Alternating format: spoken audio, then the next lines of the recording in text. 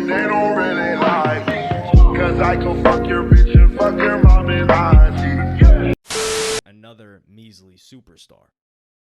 Now, picture this. It's the late 1990s, and you hear the entrance of the Olympic gold medalist Kurt Angle hit in the World Wrestling Federation arena. One of the biggest wrestlers in the company in the early 2000s, Kurt Angle made a name for himself within the business for his wrestling technique and being a great competitor, while also working through serious injuries and nagging pain. But behind closed doors, Kurt Angle was indulging in one of the most devastating mixes of painkillers, which almost took his life away. Today on the channel, I wanted to discuss Kurt Angle's career, the rise of Kurt Angle, and the darkest points in his life that Kurt Angle was able to recover from. I was a huge wrestling fan when I was just little Bills in the early 2000s, and some of Kurt Angle's matches were part of my core memory. I remember watching Hell in a Cell where it was Randy Orton versus Undertaker, and that's one of the pay-per-view events that got the younger me into watching the WWE. Like most kids, I stopped watching the WWE when I hit middle school, but recently with the Bloodline story and Roman Reigns, I've been watching the highlights of the matches on TikTok, and I'm pretty entertained with how the WWE is turning out. TNA Kurt Angle was crazy, but he was only a beast because of the pain. I feel like everybody that used to watch wrestling is just now getting back into the shit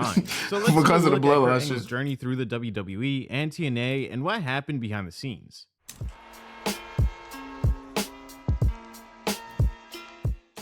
Kurt Angle was born on December 9th, 1968 in Mount Lebanon, Pennsylvania, and at the tender age of 7 years old, he started to wrestle, and this newfound love for the sport of wrestling would drive him to an undefeated record during his freshman year of high school. And during his sophomore year, he'd qualify for the state wrestling tournament, and during his junior year at Mount Lebanon High School, he'd place third within the state competition. Kurt Angle was him. Year would be the year where he'd finally take home the championship for the state wrestling tournament. Kurt's high school years were great, but sadly his father would pass away due to a freak construction accident that happened when Kurt was 16 years old. Wow. His father's death fueled him to become an even better wrestler and was great over on the football field. After high school, Kurt attended college at Penn West Clarion, and at Penn West, he continued his amateur wrestling career. He'd be named a 3-time NCAA All-American, and along with the 3 All-Americans, he'd also become a 2-time NCAA National Champion. Kurt Angle was definitely him before he even touched WWE. He continued to wrestle all the way up to the Olympic level. But just like the other paths in his life, this path would prove to be a difficult one.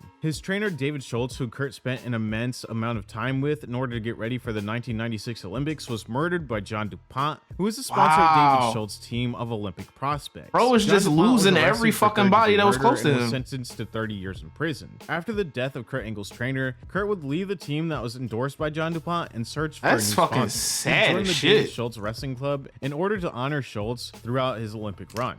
After this though, Kurt once again found himself grasping the short end of the stick when he'd break his neck 6 months before the Olympics. But even with a broken neck, he still won gold due to multiple injections to his neck, which would simmer the pain throughout the competition and helped him remain competitive. This was also around the same time where Kurt Angle started to get a small addiction to Vicodin from the injections given to him for his neck. After the Olympics, Kurt was reached out to by Vince McMahon of the WWF. Vince offered Kurt a 10-year contract in order to work for the company. This was due to Kurt just winning Olympic gold and being a hot commodity with a lot of buzz around his name. Kurt read over the contract and took it back to Pennsylvania for his agent to look over. Kurt recounts honestly, I didn't know Kurt Angle was from Pennsylvania. Contract on an episode of Stories with Briscoe and Bradshaw. During the episode, Kurt states, "WWE offered me a multi-million-dollar deal.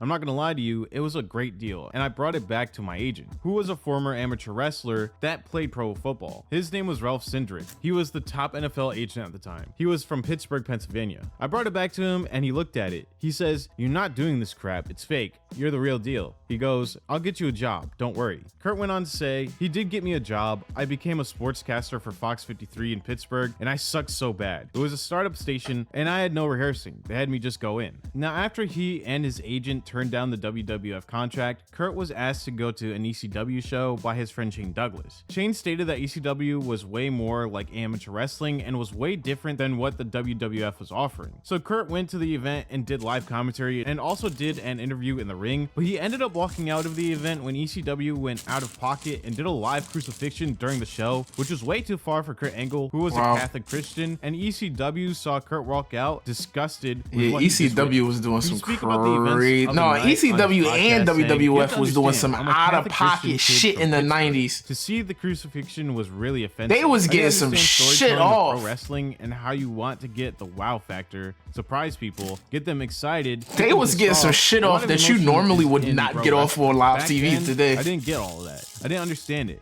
When I saw it, I was like, oh my God, it's someone portraying Jesus on a cross. And I can't believe I'm here. I was really upset. I went to Paul Heyman and said, hey, I can't be on the same show as this. You can't air the show with me on it. And if you do, you're going to hear from my attorney. Paul said, I didn't even know it was going to happen. I was like, okay, he's a promoter. It's the main event. And he doesn't know if this is going to happen. He's full of shit. I love Paul Heyman. He's a great guy. But he basically lied to me. And I understand why. Just trying to take the heat off of himself. I won the battle, but it definitely scared me away from Paul pro Heyman wrestling. is a That was dick-eater. my introduction to pro wrestling. Kurt Angle threatened to sue ECW if the show ever went live because it was going to hurt his reputation being on a show that was so out of pocket. Now, a couple of months after this whole ordeal happened, Kurt Angle started to watch Raw on Mondays and really liked what he was witnessing. At the time, he stated he liked watching Stone Cold wrestle and his ability on the mic was amazing. Everybody With is- his newfound everybody was a appreciation Stone Cold for the fan business, it was back time for then. him to reconsider his stance on the WWF and wrestling on TV. The contract that Vince McMahon offered Kurt was off the table at this point, and instead Kurt had to try out for the WWF. But he was offered a new contract pretty quickly after his tryout. He'd work a couple dark matches and wrestled in the WWF's development program, but Kurt was learning the business so quickly that upper management started to take notice, and after a year of development and wrestling dark matches, Kurt Angle made his television debut in November for Survivor Series, where he'd win his first match ever on live TV.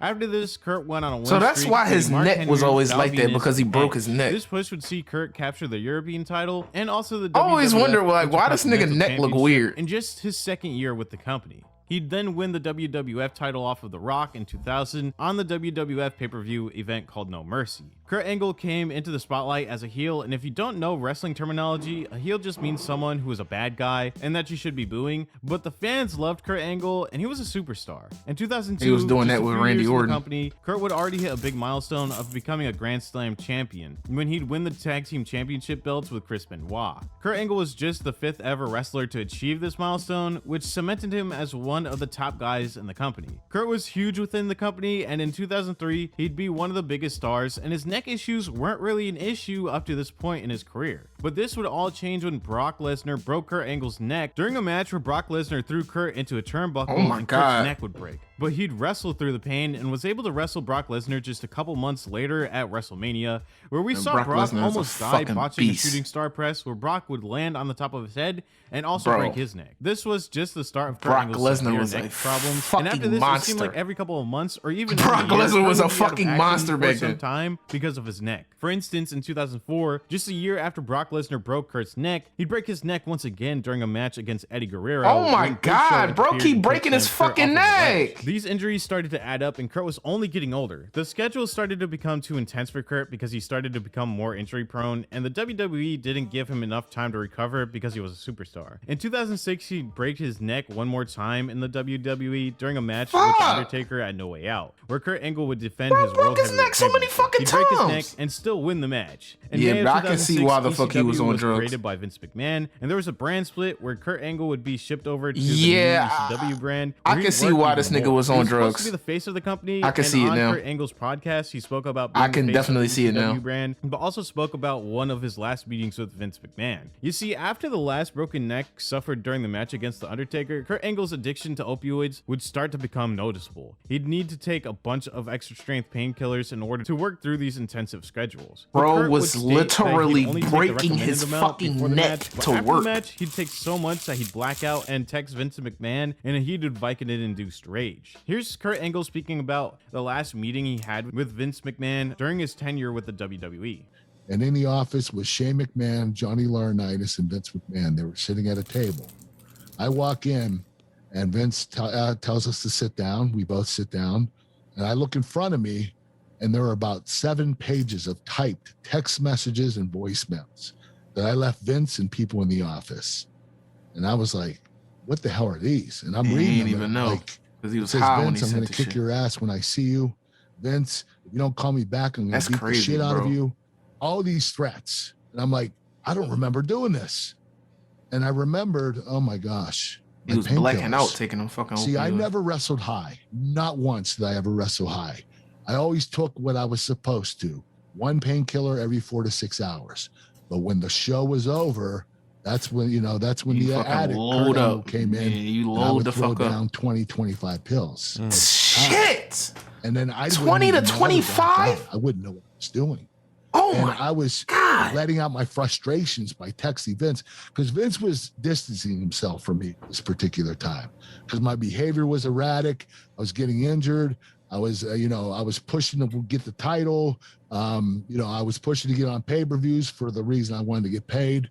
There were a lot of things going on that Vince was like, okay, I need to back away from this guy for a little bit and, focus more on John Cena, which I completely understood. And at the time, I did. And that's when John Cena became the reading the text superstar. messages, and as I'm doing it, Vince says, "You want to beat my ass?" And he stands up and takes his jacket off. He goes, "Let's fight right now." And I'm like, holy shit. My boss, the man who I look up to as a father figure, wants to beat my ass.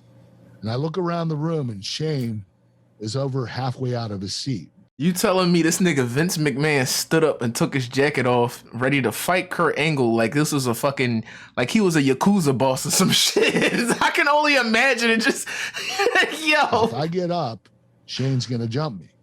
Now, not that Vince needs it, because Vince is a badass. He really is. He didn't need Shane to get involved. But Shane, being the son of Vince, wanted to make sure his dad was okay. And I'm like, this is not going to turn out very well. And I don't want to fight Vince. I never did want to fight him. I was just angry. I was angry at myself. I was angry at the company. So I leave the room. I go outside. I start crying. I don't know what to do. The company wouldn't release me up until this point. They wanted to keep me. They just wanted me to go to rehab and take a break and come back. So I come back in, and I knew I had to get out of this environment, at least for a little while. So I walked back in, and I said to Vince, I can't do this anymore. I was crying, and I said, I'm getting emotional right now. Yo, I feel really bad for Kurt Angle, actually.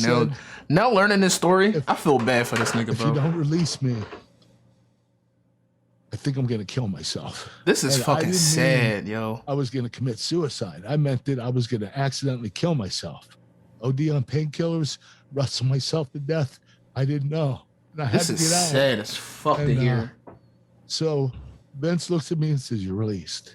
He said, "You know what? Take a break, go to rehab, come back." Because I knew Kurt Angle was fucked up on pills, but I didn't know it was this he suffered his first bad. neck injury in the WWE, and he was. I didn't know it was pain this Kurt bad. reflected on the start of his addiction, stating, "My addiction started when I was prescribed painkillers for my neck in 2003. I didn't know how powerful the opioid drug was until I found myself taking an unsurmountable amount of Vicodin. To be exact, I was taking 65 extra strength Vicodin per day. I started taking one pill a day, and before long, I kept doubling the dose over and over again. I loved the feeling it gave me because it allowed me not to feel anything." He followed this statement up with, "The pills made me feel invincible and kept me in the game. Until my sister Leanne died of a heroin overdose, not long after my surgery, I didn't want to feel pain or anything. I had not grieved for my father, his my trainer, grandmother, my his coach, grandmoms, his and I wasn't fucking able sister, to begin. bro. At He least was not just with the losing success I was having in everybody. WWE. I felt like everything was He was being taken losing away from me. everybody. So I started to take more and more Vicodin, stuffing the pain deep inside of me. Before I knew it, I was knee deep, more like shoulder And deep he didn't in my have addiction. nobody I was around fighting him it to from help him with WWE, that shit. And at the time, they weren't drug testing for medication like they do now. I then broke my neck 2 more times over the next 2 years, and the bad relationship/marriage I was in made me feel more alone than ever. I decided that I could not handle the rigorous schedule of WWE, and I felt guilty about being a liability to Vince McMahon. So I asked for my release, and I swore I'd get my life together. After this, Kurt made his way to TNA. He wanted to work on fixing his addiction, and he needed some time off to do that, but the WWE wouldn't allow him to do so. Coming into the new promotion, Kurt had his addiction under control, but events within TNA would drive him to the lowest point of his professional career.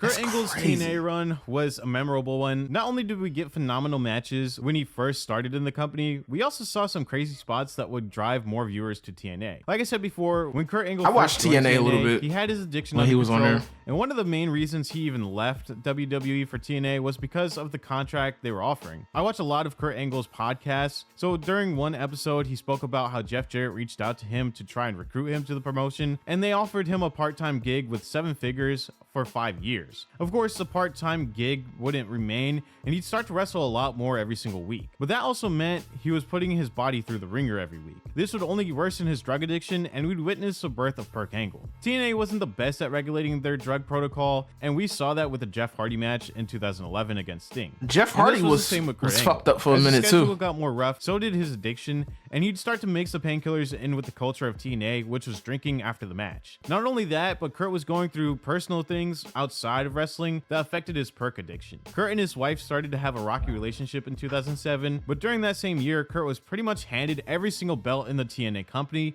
reigning supreme over all the other wrestlers in TNA. But that reign only lasted a couple months before Kurt would lose all of the belts in No Surrender and Bound for Glory. After losing the titles, Kurt Angle's wife, Karen, started working as part of the company, and a rumor would start to brew within the company that Karen and Jeff Jarrett started dating after the death of Jeff's wife. Dixie Carter, who owned TNA, asked Jeff straight up if he was dating Karen, and Jeff denied it, but later the truth would come out, and Jeff was banished from TNA for 6 months. This all happened in 2009, and in 2010, Karen and Jeff made it official, getting married in real life. This sparked a feud between Jeff Jarrett and Kurt Angle. During the feud, Jeff was upset at Dixie Carter for taking control of the locker room and for taking the power away from Jeff Jarrett, so Jeff seeked out Kurt Angle, who was the top of the company at that time. This feud was pretty horrendous, making Kurt Angle look like a horrible father. There were also segments within Jeff's house which featured Karen and Kurt's kids, where Jeff would tell the kids to call him Daddy Jeff. Pretty uncomfortable to watch because that the is kids were fucking extremely crazy. young, but that was TNA at the time. But then Kurt was forced into multiple awkward segments with his ex-wife Karen, where he'd have to walk her down the aisle on live television to get married to Jeff Jarrett. Kurt also had to put up with sly remarks from Karen and how his kids were living with Jeff at the time, which was really happening in real life. This was all part of the storyline, but was true as well. Being in a storyline that involved your real life experiences outside of wrestling is pretty risky. You're bringing things that are behind closed doors to the front lines, where everyone who tunes in could see what's happening. This was a good video, but I really do feel bad for Kurt Angle. The same way Vince McMahon capitalized off of the Matt Hardy and Edge feud that aired out Edge's relationship with Lita. But this was different. The man's kids were involved, which is never a good idea for storytelling, especially if you're having them call him Daddy Jeff. It was pretty weird. During this feud, you could see Kurt starting to check out mentally. He grew out his beard and his hair and lost a significant amount of weight. Yeah, he was putting on great matches, but at what cost? Kurt Angle around this time started racking up DUIs and different arrests, getting arrested 4 times in the span of 5 years, and he'd finally get the right help after his final DUI, after his wife threatened to leave him and take his kids away from him. This changed Kurt's way of thinking, and he knew that he needed the right help, so he went to rehab. This was the first step to fixing his addiction. After rehab, Kurt was on a better path in life, working less, which meant he didn't have to worry about serious injury or not having the time to recover from his injuries. Kurt would retire from TNA in 2016 and was inducted into the WWE Hall of Fame in 2017. Kurt would come back to the WWE to work a couple matches with Ronda Rousey and was also the GM for a couple months, but during the pandemic, he was part of a list of wrestlers who were cut from the company. Kurt Angle's life was one that was filled with grief and hardship. Becoming injury prone in the early 2000s and feeling like damaged goods, Kurt felt like he was a liability, which fueled his addiction. The WWE wasn't watching what their doctors were prescribing to their wrestlers, and they weren't involved in the medication side of drug testing, which left Kurt in a state of which he could take these medications without the fear that he'd be fined. And he was alone, bro. He was alone with the medication. For his release, that's all he had, and was able to work a lighter schedule on TNA. Even when he had a fucking wife and kids, he still felt alone. Kurt to drinking while taking drugs. He'd eventually realize that if he could get his addiction under control, he could be a better father for his kids and wife, so Kurt Angle got to work and beat his addiction. Have you ever watched Kurt Angle growing up? And what was your favorite match of Kurt Angle's? Let me know in the comments below. If you have any videos you'd like me this to was do, a good fucking video to me is through my Instagram. This was a that will banger. both be linked in the comments below. Along with those 2 links, I did will not also know be a it third was link from my that second channel where I bad. post low quality commentary that won't be ever seen on this video. If you enjoyed the video, make sure to leave a like and subscribe to the channel. Again, thank you all so much for watching, and I'll see you in the next video.